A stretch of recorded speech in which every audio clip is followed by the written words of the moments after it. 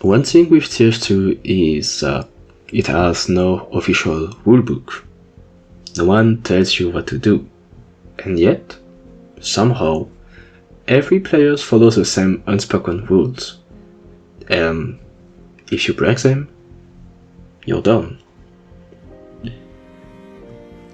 One of the first rules that you will learn to follow with TF2 is that killing an enemy is fine, but killing a friendly heavy, well, it's a war crime.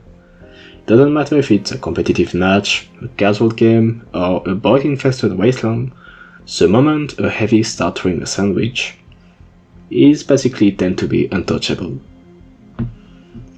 And that's why it's interesting. TF2 at its core is a lawless and chaotic game, until you break the wrong rule. Another rule interesting in TF2 is the fact that, like any other game, TF2 doesn't have tanks, but somehow every player knows the medic is the single most important person on the team. You don't need voice chat, you don't need pings. Your team will instinctively throw their lives away to try to protect the guy who will heal. And that's one of the unspoken rules in a lot of games actually. You want to keep your healer alive because if a DPS die, it's okay, the fight just takes more time, but if the healer die, the survivability of the team is kinda hurt a lot. Another unspoken rule which is quite interesting is that certain taunts make everyone in the server collectively agree that you can't kill the guy. For example, a spy in a box taunt, or a conga line. And it comes to pairs with the friendlies. You tend to not kill the friendlies because they're also taunting. And if you break that sort of taunt truth, well, congratulations, you are not the most hated players in the lobby, and people might even try to kick you for doing that. Finally, the last rule, or at least the last unspoken rule, who I want to point out, is the loadout judgment system. TF2 doesn't have a skill-based matchmaking. You can have 7,000 hours and end up with someone with 100 hours into the game.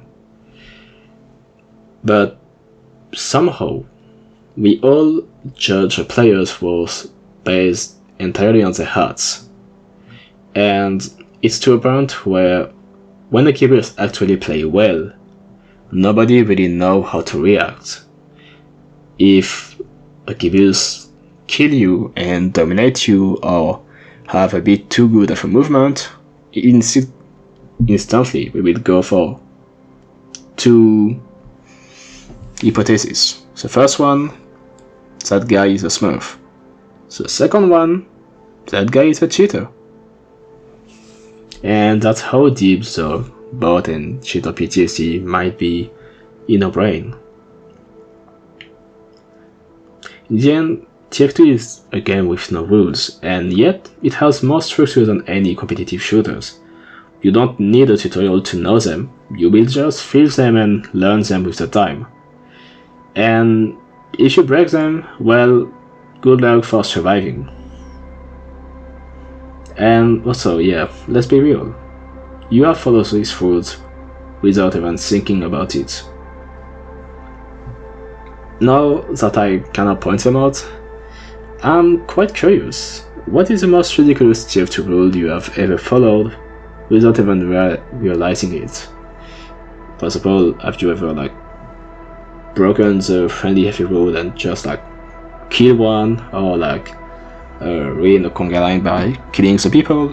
I'm quite curious to know that. Feel free to drop a comment, hit that like button, and let's discuss about it in the comment sections. And if you made it this far into the video, I still want to thank you because it helped a lot with the watch time with YouTube, and yeah, we try to reach 1,000 subscribers. So thank you.